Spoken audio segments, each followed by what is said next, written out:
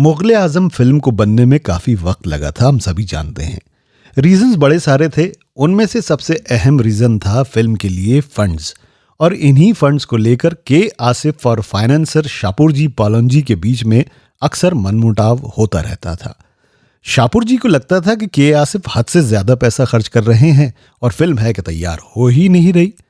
Personally के आसिफ कोई बहुत ज्यादा पैसे वाले नहीं थे, इसलिए उनको भी फाइनेंशियल क्राइसिस से गुजरना पड़ता था। उस दौर में कभी कभी के आसिफ को उधारी में सिगरेट पीना पड़ती थी और उधारी में कभी कभी खाना भी खाना पड़ता था। ऐसे मुफलिसी और जद्दोजहद के दिनों के बीच आ गई ईद। शापूर साहब को के आसिफ की हालत का पता था, तो ईद का बहाना बनाकर उन्होंने के आसिफ को माली मदद करनी चाहिए।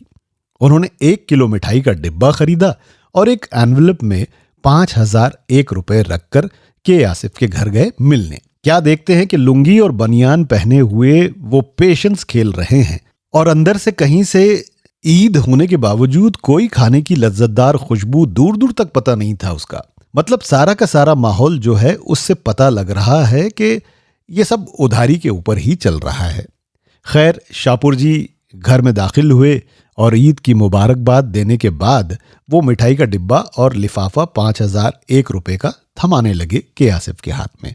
के आसिफ बड़े पैशनेट और टोटली डेडिकेटेड इंसान थे अपने काम की तरफ।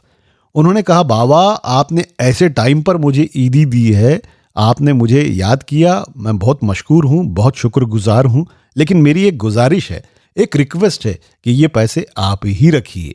मैं 1 रुपये ले लेता हूँ और मिठाई भी रख लेता हूँ। बाकी पैसों में कुछ पैसे और डालकर आप एक दिन का शूट तो मुगले आजम का कर ही सकते हैं।